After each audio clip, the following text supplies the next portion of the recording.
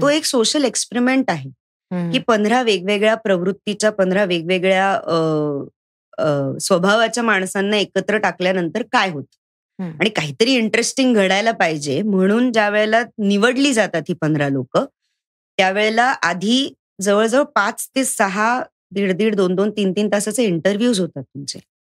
Psychiatric evaluation होतं तुमचं. मानसोपचार तज्ज्ञ येऊन बसून तुमच्या आवडी निवडी भीती आनंदाचे क्षण आनंदाच्या जागा ह्या सगळ्या विषयी बोलून तुमचं नीट निरीक्षण परीक्षण केलं जातं.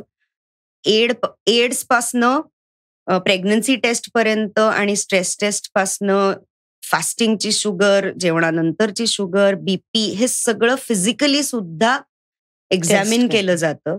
सगळ्या टेस्ट होतात आणि तुम्ही फिट आहात असं सर्टिफिकेट त्यांच्या डॉक्टरांनी तुमच्या फॅमिली डॉक्टर्सनी आणि त्या मानसोपचार तज्ज्ञांनी असं दिल्यानंतरच तुम्हाला आतमध्ये पाठवलं जातं. आणि मग आता तुम्ही कसे वागताय काय वागताय ते तुमच्यावरती असतं. जर मला छान गुडी एक मुखवटा धारण करून आतमध्ये वागायचंय तर मी तसंही वागू शकते आणि तसंही खूप काळ टिकू शकते. मला खरं वागायचंय मला नाही असं वागता येत असं जसं मी वागले. मला एखाद्या क्षणी राग आला तर तो मी उगाचच लपवून गोड नाही बोलू शकत समोरच्या माणसाशी. मी खोटं नाही वागू शकत. जे काही आहे ते खरं आहे. मी तुझ्याविषयी जर मला काही वाटलं तर मी तुझ्या तोंडावर बोलणार.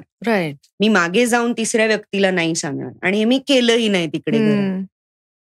त्यामुळे माझ्यासाठी खरं तर मला असं वाटतं की ते सोपं होतं. तुम्हाला खूप प्रयत्न करावे लागतात जर तुम्ही काही वेगळं करायचं ठरवलं असेल तर.